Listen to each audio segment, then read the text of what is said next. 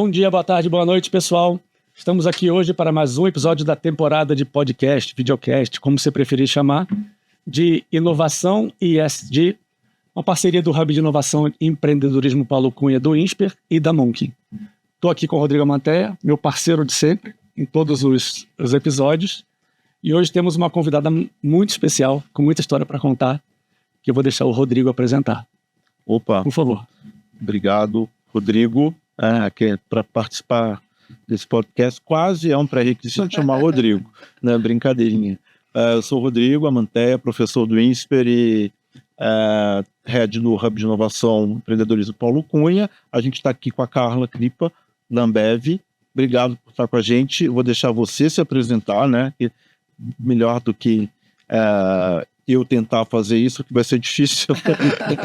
Bem-vinda, Carla. Obrigado por aceitar nosso convite. Obrigada pelo convite, obrigada pela oportunidade da Monkey também de estar aqui. Obrigado.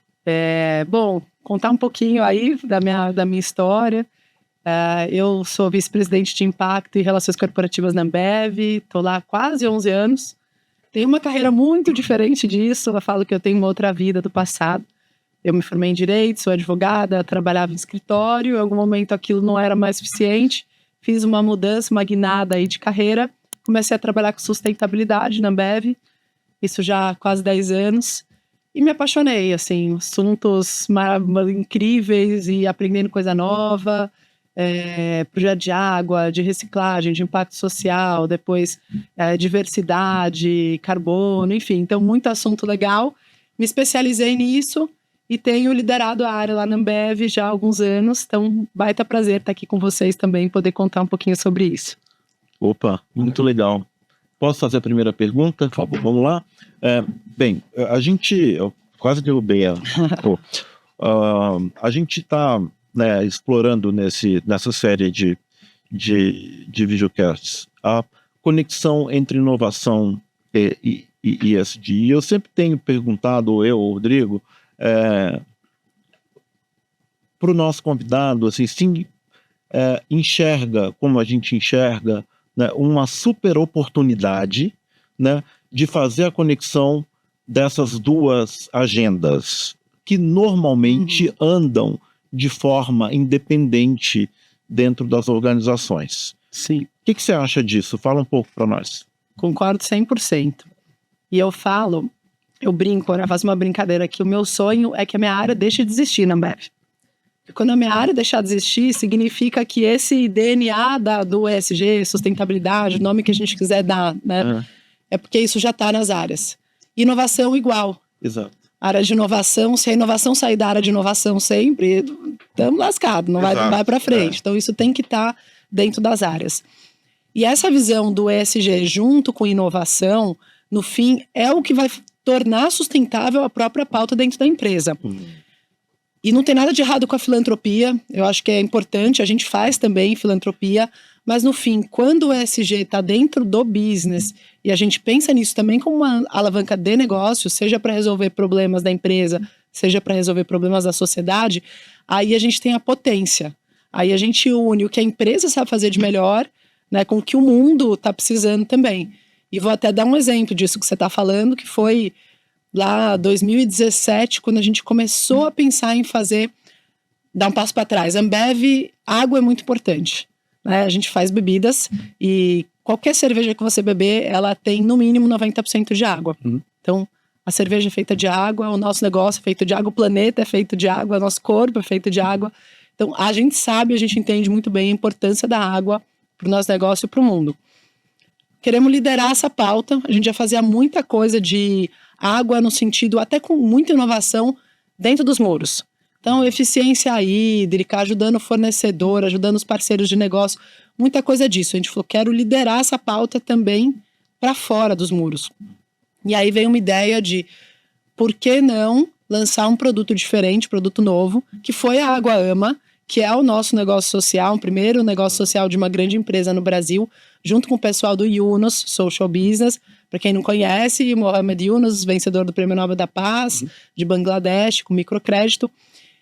E aí a gente tinha algumas opções de negócio ali. E a gente falou, não, a gente quer uma opção de negócio de sustentabilidade, de ESG, dentro do business com inovação. E naquele momento a gente não tinha água no portfólio, a gente criou uma água que 100% do lucro é revertido para levar acesso à água potável para quem não tem, né? Então, um projeto 100% social.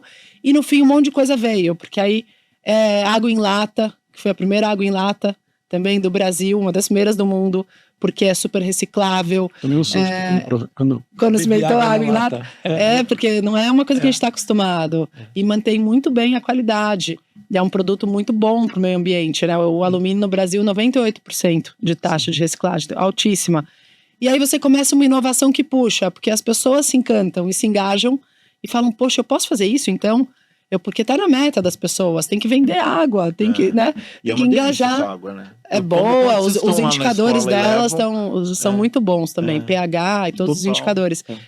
E aí o pessoal de lá começa a falar, então eu posso fazer isso também, que é o intraempreendedorismo.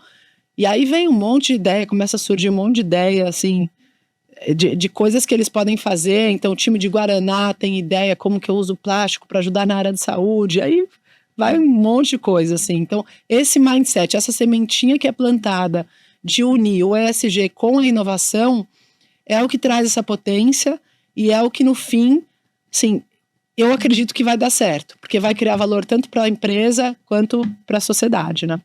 Legal, que legal. Eu tenho uma curiosidade, eu trabalhava no Unibanco quando começaram a se estruturar as áreas de sustentabilidade nas grandes empresas.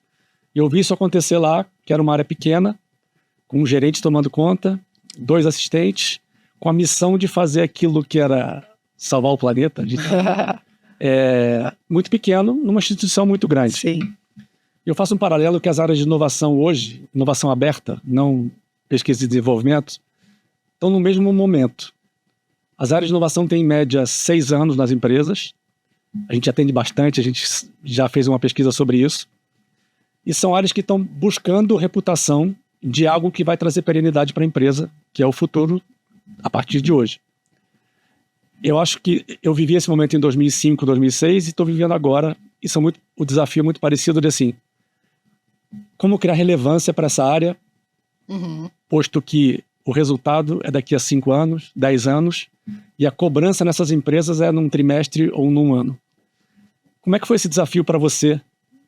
Legal. Puxar isso para se tornar relevante dentro de uma empresa gigantesca, mundialmente falando. Legal. E assim, vivendo a Ambev, eu tô lá há 11 anos e eu sou testemunha de uma empresa que é uma empresa muito grande, com uma relevância muito grande para o país, mas que foi possível reinventar.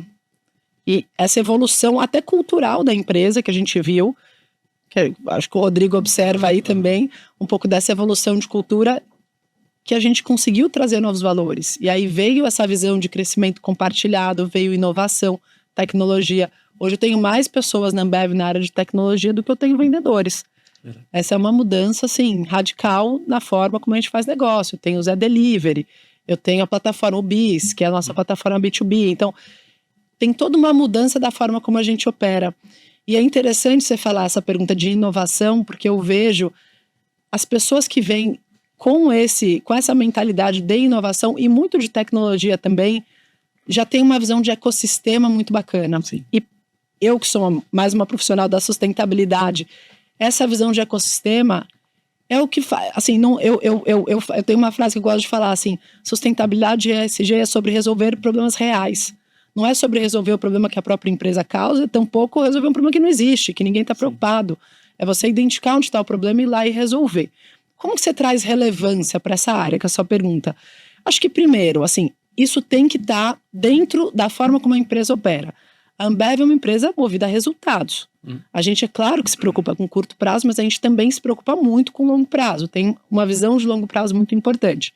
Como é que eu faço isso entrar na pauta? Tem alguns mecanismos. Um deles, metas.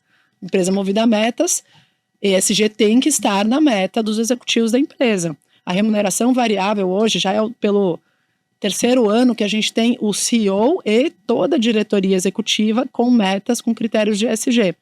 Isso significa que eles vão desdobrar essas metas para todo o time da Ambev, né? Então, metas que vão mais técnicas de meio ambiente para quem tem que ser, metas que são mais gerais de atendimento ao cliente, que é pilar social, meta de governança, de ética, nível de serviço, com relacionamento com o cliente, com o fornecedor, e por aí vai. Então, primeira coisa para tornar a área relevante é a empresa tem que medir o resultado, tem que incluir isso no resultado.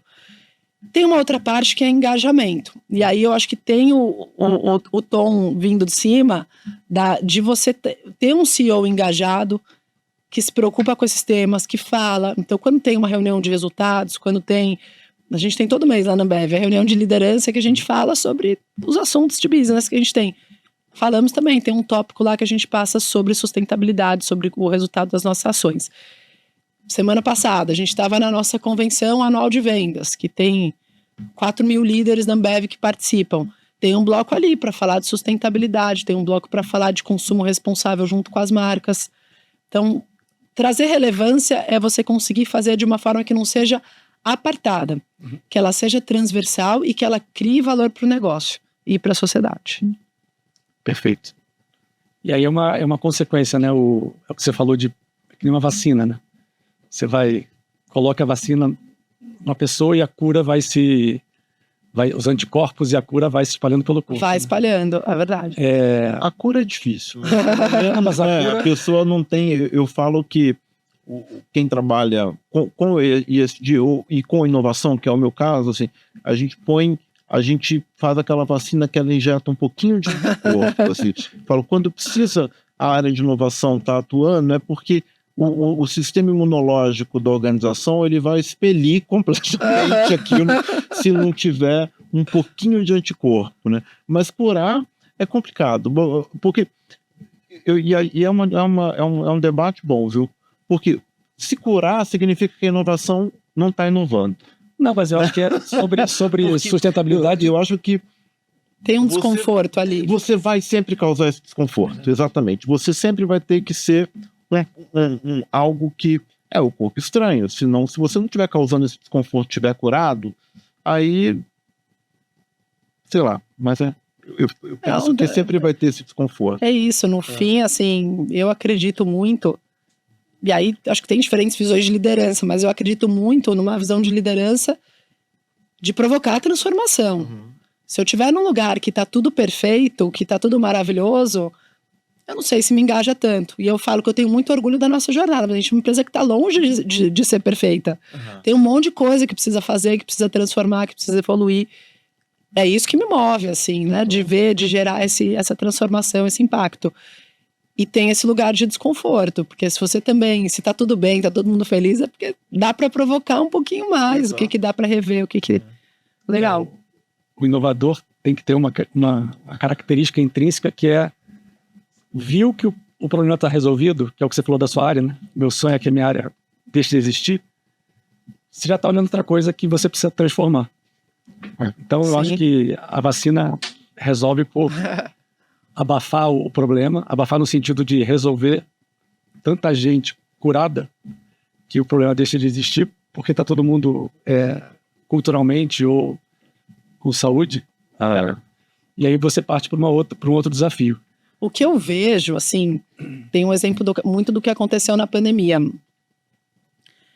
As pessoas, e aí eu não sei se é vacina ou se é um mosquitinho que pica ali, que coloca um chipzinho da inovação ou do ESG no ser humano, mas a gente viu, assim, no começo da pandemia, o exemplo que ficou mais famoso na sociedade, que mais falou, que mais todo mundo comentava, foi quando a gente começou com o álcool gel, que foram 3 milhões, doamos para a saúde, tirando o álcool da cerveja. Esse foi o que todo mundo mais soube.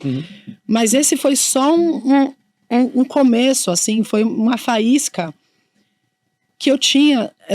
Isso é sério mesmo, assim. Meu marido falou um dia assim: o que aconteceu? Você virou profissional da saúde? Porque eu te vejo, a gente ficava em Zoom o dia inteiro, e ele via eu falando de soluções, fábrica de oxigênio, máscara face shield de proteção facial, lençol para hospitais. Era tanta solução, porque as pessoas falaram, é isso, assim, eu quero ajudar, eu quero fazer minha parte. Então, você começa a ter a inovação voltada para resolver problemas reais. Então, quando eu penso em pegar no negócio do oxigênio, estava a crise de oxigênio em Manaus, na Amazônia, e a gente tem em Ribeirão Preto uma cervejaria da Colorado, cerveja Colorado. A gente usou aquilo como um hub e transformamos uma fábrica para produzir oxigênio, para encher cilindros de oxigênio. E aí fizemos uma parceria e com a logística distribuiu e levou para São Paulo. Em Manaus, a gente construiu mesmo fábricas de oxigênio pequenas, que foram feitas naquele momento emergencial, para atender a população de Manaus.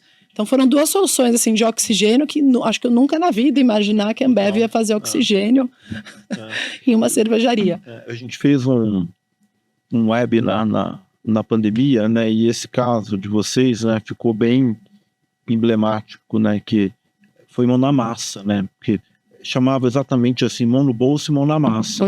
Como que as marcas inovaram e fizeram movimentos para ajudar num momento em que as empresas elas viram alguma coisa que você está olhando para elas, certo? Elas têm um papel de liderança importante, né? E você tem fórmulas de pôr a mão no bolso. E, em alguns casos, pôr a mão na massa. A gente também na escola fez face shield no Fab Lab e ao mesmo tempo também pôs a mão no bolso, porque campus fechado a gente manteve todos os fornecedores, então a gente discutiu muito. Quem deu esse nome foi inclusive o Rony Rodrigues da Box, que estava mão na massa, mão no bolso. Mão na massa e mão no bolso. É uma boa expressão. Como também, eu acho, ESG, né? Eu acho que tem um pedaço que é mão na massa. A gente estava num outro episódio discutindo com o Vinícius Picanso, né? Sobre a mão na massa, que num determinado momento foi muito o fim da cadeia produtiva, né? Eu vou tentar fazer meu negócio sem destruir o mundo, né? Mas hoje, né, dá para você inventar novos produtos e criar, né, de forma bastante livre, trazendo sustentabilidade e ESG para a pauta. E ao mesmo tempo também eu acho que tem uma questão de para fora das paredes, né, dos muros, como você disse, como que você também pode investir em projetos que tenham impacto, né? E acho uma boa expressão, e isso feito de uma forma inteligente. Exato. Porque tem a sustentabilidade, que ela pode ser a sustentabilidade burra, né? Que eu gosto de dar um exemplo bem simples, assim, lá na Ambev, a gente tinha copo, em algum momento, copo de plástico, para quando vinha para reunião e tal. Não, a gente é empresa, compromisso sério com a sustentabilidade, vamos eliminar os copos plásticos, vamos substituir por copos que eram feitos, acho que era de mandioca, biodegradáveis.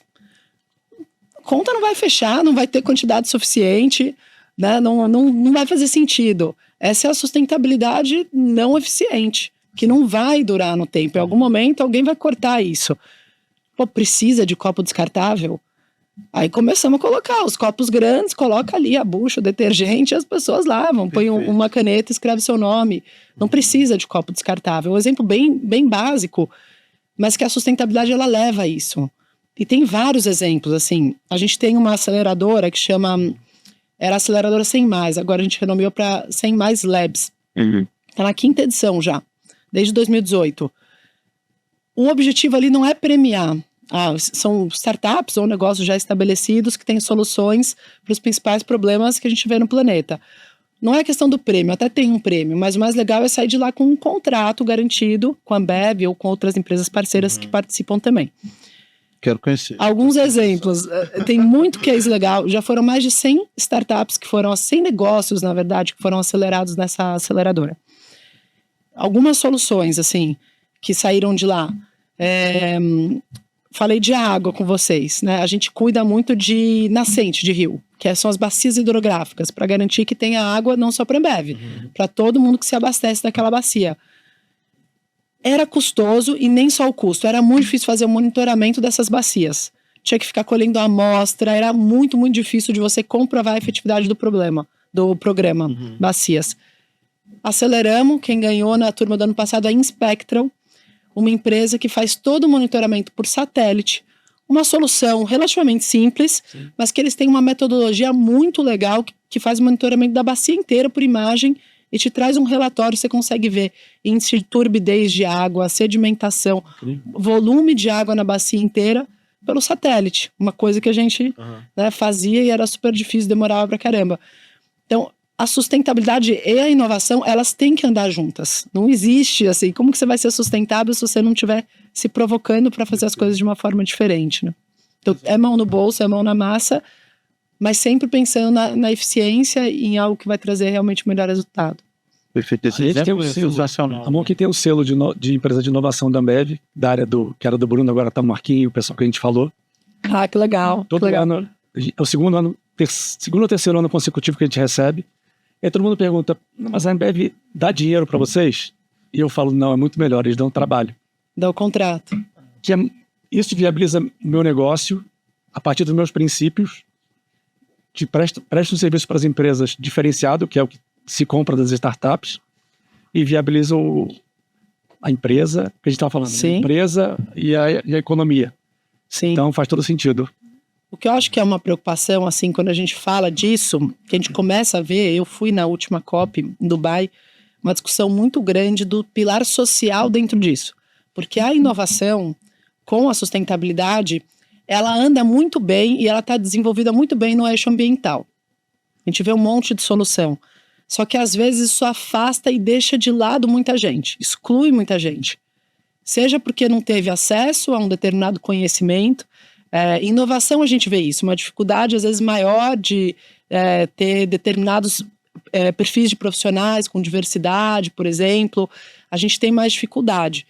Como que a gente consegue trazer a sustentabilidade e a inovação de uma forma integrada, sem esquecer do pilar social?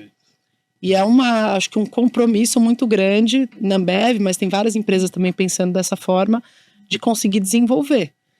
Porque no fim, um país marcado pela desigualdade como é o nosso, a tendência com a tecnologia e com as barreiras que a gente tem de acesso às pessoas, a tendência é que isso gere ainda mais concentração, ainda mais desigualdade. Então acho que esse é um ponto, assim, um ponto de preocupação que a gente precisa ficar atento. E como em algum momento você pode, inclusive, usar essas duas coisas a favor de uma inovação que ela pode... Inclusiva, né? E que tenha o potencial, inclusive, de disruptar no sentido correto da palavra, né? Porque assim, algo para ser disruptivo tem que ser algo que gera acesso para quem não teve, certo? Exatamente. Enfim, por conceito, né, você está para criar uma disrupção de verdade, você está atendendo um mercado que não é atendido. Uhum. Então, eu acho que esse é o pulo do gato, mas é muito mais difícil de fazer. Mais difícil de fazer. Onde não tem, isso. né? Porque você vai chegar a um mercado que não é atendido porque os produtos são inacessíveis do ponto de vista econômico Sim. ou logístico, né? Você vai chegar a uma população não atendida. Em algum momento, aquilo que chega àquela população é bom o suficiente para toda a população, que abandona algo e passa a usar aquilo que foi feito para atender quem não tinha.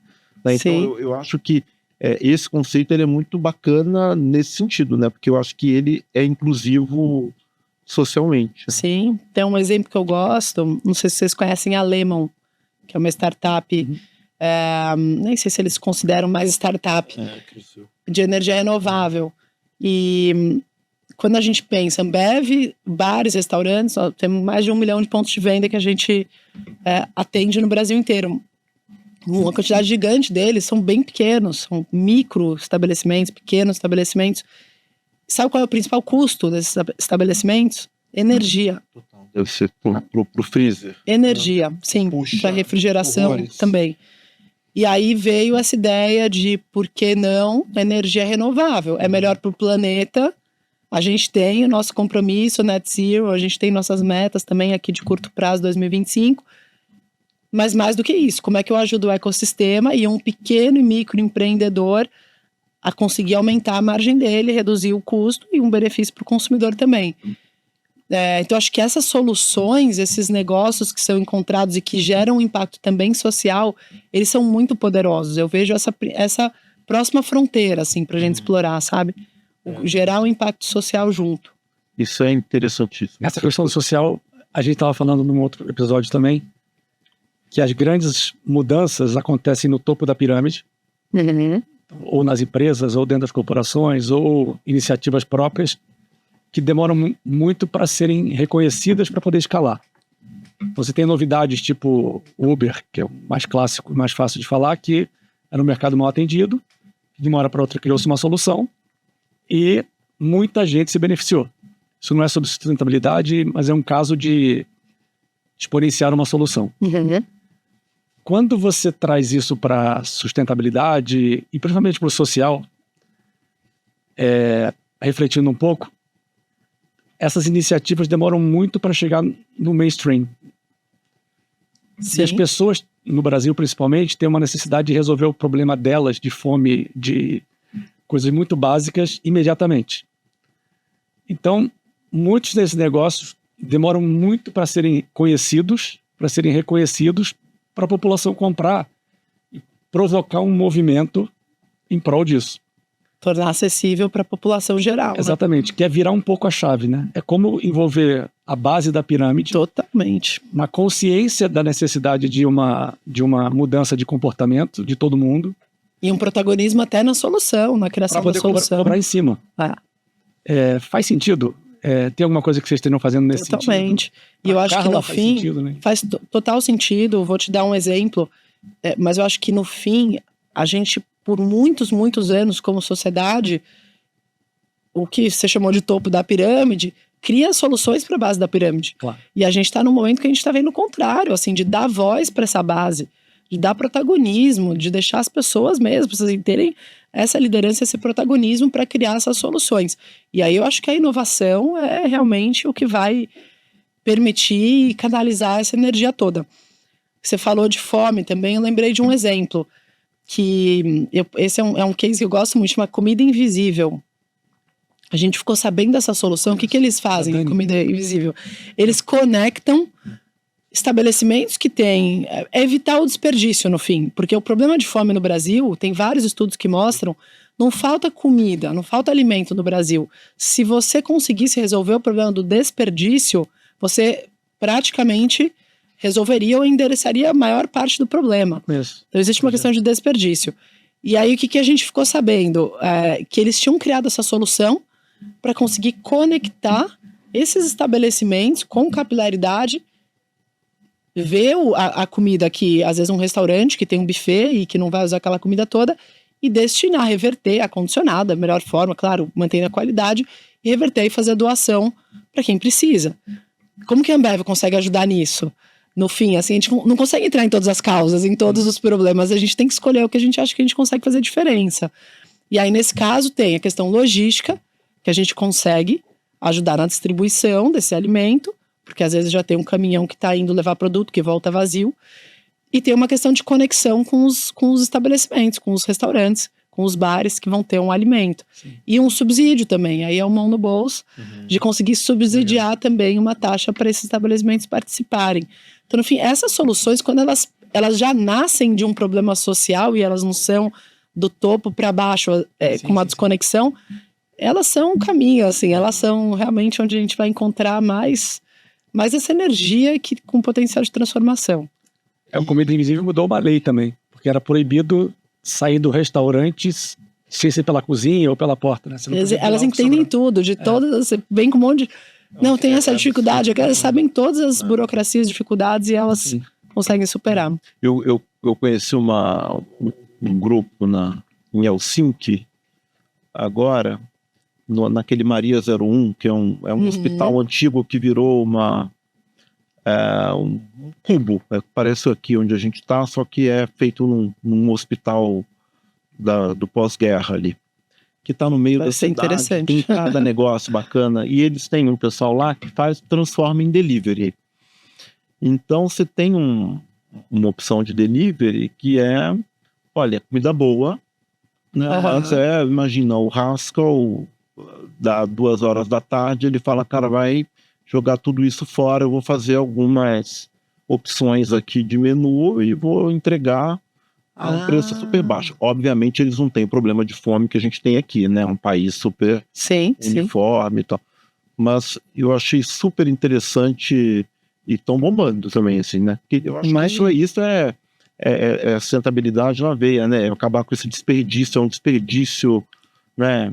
que não tem menor cabimento da gente continuar desperdiçando comida desse jeito. Né? Sim, uma fonte incremental também de recurso, né, de renda para essas empresas. Vira um business, né? Sim, Vira muito legal. Vai jogar fora. Esse eu não conhecia, muito legal. É bem interessante, assim. Vamos olhar um pouquinho para frente? Vamos, bora. Você tem os desafios da COP 2030, você tem metas de Ambev que talvez sejam para o futuro, né? A gente está falando aqui de estar sempre um passo à frente. O que vocês estão trabalhando lá para frente, que você pode contar, obviamente, e que tem essa pegada de inovação e sustentabilidade e ESG? Legal. A gente tem tem uma visão de longo prazo que começou um tempo atrás, já está quase curto prazo, porque tem as nossas metas para 2025. Sim. E quando a gente definiu as metas para 2025, era muito longe de 2025. Eu olho agora e falo, Ano que vem. eu vou estar aqui quando eu vou estar aqui para a gente bater essas metas. São 4 pilares principais. Tem um pilar de água, que eu já comentei um pouquinho. Aí é você melhorar a quantidade de água e a qualidade de água em 100% das bacias que estão em situação de dificuldade de água. Tem uma meta de agricultura. As pessoas não sabem, mas cerveja, no fim, é agricultura. São 100% ingredientes naturais e todo o processo é natural, não existe nada químico ali introduzido. E a gente tem um compromisso de ter 100% dos nossos agricultores capacitados, empoderados financeiramente e conectados. Então tem um monte de coisa legal aí, é uma plataforma gigantesca de inovação para você ajudar o agricultor a saber, por exemplo, previsão do tempo. Você não precisa... faz sentido você, né, vai irrigar um cultivo se tem previsão de chover? Como é que você consegue? Tem parceria com a Embrapa, muito tempo já, para desenvolver sementes de cevada que sejam mais resilientes. A gente começa agora, na Argentina, um cultivo muito forte de agricultura regenerativa de cevada, que é muito melhor e que não vai ser muito melhor para a terra, para o planeta, e com uma rentabilidade e uma qualidade melhor. Então, tem um monte de desafio de agricultura que as pessoas não conectam geralmente com a Ambev, que a gente está super mergulhado. Tem uma outra parte, um terceiro pilar, que é de economia circular. E aí eu acho que está o principal desafio de todas as empresas de bens de consumo do Brasil. Como que eu garanto economia circular e reciclagem? Porque precisa de mudança de comportamento do consumidor também. A empresa sozinha não consegue fazer isso. E aí começa a pensar em inovação. O que dá para fazer? Eu comentei que tem o Zé Delivery. Aí a gente começou a fazer o quê? O Zé Delivery, o entregador ou a entregadora que vai fazer, vai recolher também garrafa. Claro que o consumidor tem que topar, guardar essa garrafa na casa dele ou dela, né? Tem que estar limpa e devolver. Como é que eu incentivo isso? Dinheiro no bolso. Preciso dar de volta, né? Antigamente tinha, eu lembro que meu pai levava vasilhame ali no supermercado. Então, isso precisa voltar. Tem o maior case de economia circular que a gente tem aqui na Ambev, e eu acho que do Brasil, são as garrafas de bar. Uma garrafa grande. Porque ela vai e volta. É utilizada dezenas de vezes. Não precisa gerar resíduo. Esse projeto do Zé estava no nosso curso, não estava? Você estava na banca, né? Dos projetos de inovação. Era um dos. Acho que teve alguma inovação ali, junto com o INSPER, sim. Que é a visão da academia ajudando nisso também. Então, essa de economia circular é um desafio gigantesco que a gente tem, não só em relação à garrafa, mas o do alumínio está bem endereçado, mas a gente tem a questão do plástico também. E nosso compromisso, o que é? Tem que ter 100% do portfólio ou retornável, vai e volta, ou composto, na sua maioria, por conteúdo reciclado. Reciclável tudo é. Já foi. Tem que estar reciclado, né? Não pode ser virgem. Então, esse é o terceiro. E o quarto é carbono, que aí a gente tem o de 2025, que tem a ver com a gente ter 100% de energia elétrica comprada de fontes renováveis. A gente já bateu essa meta no Brasil, já tem 100% de energia renovável. E aí a gente tem que reduzir as emissões da cadeia. Aí eu entro no longo prazo, que a gente tem um grande compromisso, que é o Net Zero para 2040, mas é um Net Zero 2040 que é longe, mas ele já tem o roadmap todo e a validação science-based, né, baseado na ciência das nossas metas. Então a gente teve final do ano passado, a gente teve uma notícia super positiva de que se chama SBTi, para quem tiver mais interesse, que é uma organização que valida as metas empresariais, os compromissos climáticos, para entender, você está só jogando uma meta lá em 2040, 2050, ou você tem como chegar? E aí, no nosso caso, sim, e tem todo o mapeamento e contabilidade das emissões, aqui um pouco mais técnico, mas de escopo 1, escopo 2, escopo 3, para a gente garantir que a gente chegue no net zero em 2040 e está endereçado e validado. Então, foi uma vitória aí que a gente conseguiu. Então, esses são os principais compromissos. Eu tenho um compromisso bem importante também com o consumo responsável, aí entrando mais no pilar social, de reduzir o consumo nocivo de bebidas alcoólicas. Aqui eu podia falar por 2 horas seguidas, porque tenho um compromisso muito sério, já há mais de 20 anos, com essa pauta do consumo responsável de bebidas. E a gente tem um compromisso para a próxima década, que é 2032, de inclusão produtiva de 5 milhões de brasileiros e brasileiras na economia. Então, uma inclusão produtiva seria uma inclusão socioeconômica, combater pobreza, gerar renda para as pessoas, tem muita coisa legal aí também. Então, assim, tem muito compromisso, a gente presta contas, a gente tem o nosso relatório anual, a gente coloca ali também como é que estão os indicadores e estamos confiantes aí em relação a essas metas. Muito legal ver um processo estruturado disso, que acaba sendo um exemplo, e muito bom a gente estar aqui.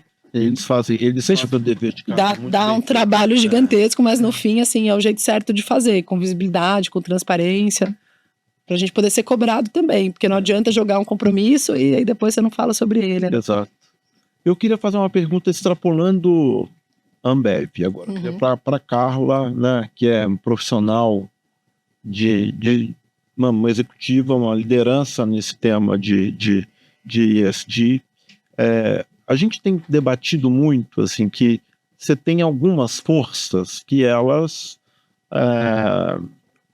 tornam, né, a sustentabilidade e o ESG mandatório na agenda de qualquer CEO, né? Qualquer dono de empresa deveria olhar para isso e falar, cara, isso aqui é importante. Uma delas é propósito, né? Eu acho que assim, é você realmente querer que o planeta dure, né, para as próximas gerações, é querer que quem não tem acesso às coisas possa ter. Tem uma outra que é uma pressão de uma geração nova que está chegando, que é assim, cara, se eu não mudar, as pessoas vão olhar para mim e falar, eu não quero fazer negócio com essa empresa porque ela, para mim, não é relevante e eu não concordo com a forma como ela faz negócio. E uma terceira, que é regulatória, né? Que é quando você consegue falar ou faz, ou eu vou te cobrar por isso, né? Você pode ter, desde, né, falando no outro episódio, de andar de carro a combustão em cidades da Europa é proibitivo, porque você pode até fazer, mas você vai pagar uma bela de uma grana de pedágio por onde você passar, né?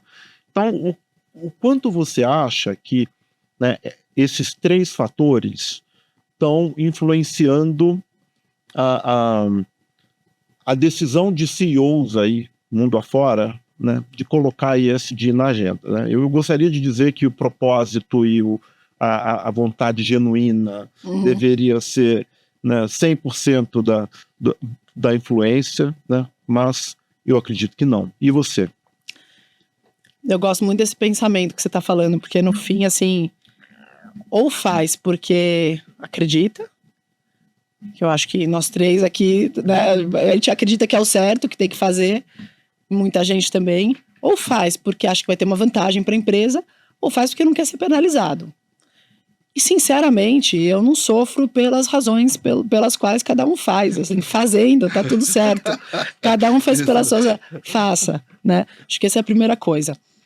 Sim, as gerações mudaram. Hoje, você praticamente não entrevista os talentos mais jovens para entrar na empresa. São eles que te entrevistam. Eles e elas querem saber o que a sua empresa faz, qual é a sua relevância, se você está alinhado ou não com os valores, com a cultura das pessoas. Né? É um processo reverso de entrevista, que você precisa mostrar que a sua empresa é interessante para aquele talento. Já vi um monte de pesquisa no mundo, no Brasil, o que a empresa ganha em relação a ser sustentável. Será que eu consigo cobrar um premium, consigo cobrar um valor mais caro por um produto que investe e por isso custa mais no começo, né, para sustentabilidade? Infelizmente, os dados no Brasil mostram que não. O consumidor não está disposto a pagar mais por um produto sustentável. Porém, importante, ele está disposto e ele vai te penalizar se você não for. Então, as pesquisas já mostram, não vou pagar não, você está fazendo aí, tem que fazer mesmo, sua obrigação. Mas se você não tiver, eu posso ou deixar de comprar, ou eu posso falar mal de você nas redes sociais, e você vai ter um prejuízo reputacional e para sua marca, para o valor da sua marca. Então, a gente hoje no Brasil está caminhando mais nesse sentido da penalização da sociedade do que, né, pelo amor. Eu, pessoalmente, assim, o que me move, e eu acho que eu demorei um tempo para descobrir isso, eu comentei que eu trabalhava em escritório de advocacia, eu sou advogada, não é que eu estava entediada, não, eu gostava do que eu fazia. Eu achava legal pra caramba, fiz mestrado na área. Mas acho que tem uma questão de deixar o mundo melhor do que eu peguei, que eu chamo, que eu denomino meu propósito, eu escrevo isso nas minhas redes sociais ali, coloco ali no meu LinkedIn, gerar um impacto positivo no mundo, assim, isso é o que me move, deixar melhor do que o que eu entrei. Em algum momento eu pensei em ser empreendedora social, assim, eu falei, eu quero abrir um negócio, eu quero ser empreendedora, quero ser um negócio focado nisso, um negócio de impacto. O que pesa ali, né? O que pesou para mim? Eu posso ter a mesma mentalidade de empreendedorismo dentro de uma grande empresa, com uma baita estrutura e que está disposta a fazer essa transformação numa escala que vai ser muito maior, provavelmente, do que se eu tiver o meu negócio. Isso foi para mim. Né? Tem gente que pensa diferente, mas para mim fez sentido aquilo. Então é um pouco do que eu acredito, do que me move. É fazer a coisa certa, é ter vantagem para a empresa, então que isso seja um diferencial, que a gente possa mostrar que assim, é uma empresa brasileira, que está aqui, as marcas já há mais de 170 anos e que a gente quer estar aqui nos próximos 170 anos também. Então eu preciso retornar, né, para o país, eu preciso retornar para o Brasil. E também porque é melhor para o negócio e evita também as consequências, penalizações e mantém licença para operar e tudo isso. Então, eu não sofro muito assim pelos motivos pelos quais as pessoas fazem. Eu acredito que os três são válidos desde que façam. Maravilha. Muito legal. E agora tem aquela pergunta que você faz para todos? Não, agora é a sua vez. Eu que tenho que fazer? Puxa, eu não vou saber fazer tão bem quanto você. Vai, fala.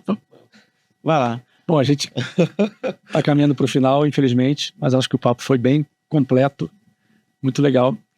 E a gente faz uma pergunta de experiência de vida. Então a Carla é executiva, é esposa, tem a vida pessoal dela, tem a vida profissional dela, mas certamente você aprendeu coisas ao longo da sua vida que te fizeram muita diferença. A gente está se conhecendo hoje.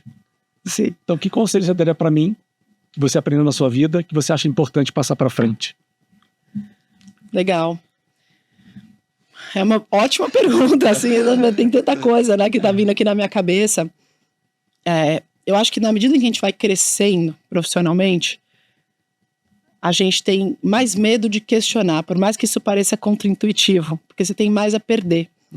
E eu vejo, assim, os maiores questionamentos, as coisas que eu mais aprendi na minha vida foram de pessoas que tinham acabado de entrar, muito novas, que deram um puxão de orelha ou fizeram aquele comentário que foi um soco no estômago. Sim. Que você falou, caramba, essa pessoa tem razão, tem que mudar. Então, acho que um conselho que eu dou é não deixar isso perder. Assim, criticar por criticar, sinceramente, não é isso que vai gerar transformação.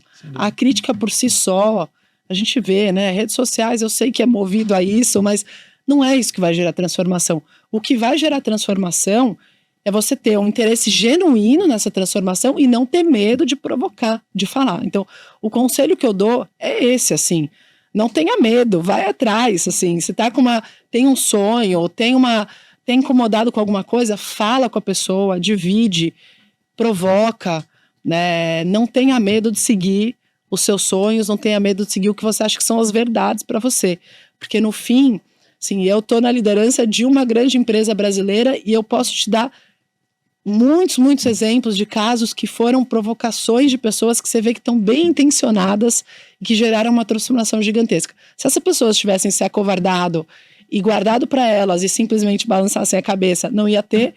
E se elas tivessem sido muito violentas, sem interesse genuíno, só querendo criticar, provavelmente a gente ia ficar num papel defensivo ali de só responder. Então, meu conselho é esse. Críticas construtivas são muito boas, com coragem, pensando grande e gerando essa transformação. Maravilhoso. Muito Legal. bom. E muito obrigada aí pela oportunidade. Prazer participar aqui do videocast. Obrigado. Formato novo. Foi um super prazer. Teremos Papo outras ótimo. temporadas de outros temas. E já fica pré-convidada. Muito legal. Obrigada. Prazer te receber. Obrigado, Rodrigo. Obrigado, Rodrigo. Obrigado, Carla. Terminamos aqui mais um episódio da temporada INSPER, Hub de Inovação e Empreendedorismo Paulo Cunha e Monk. Até a próxima. Muito obrigado. Obrigado. Obrigada, Rodrigos. Obrigado.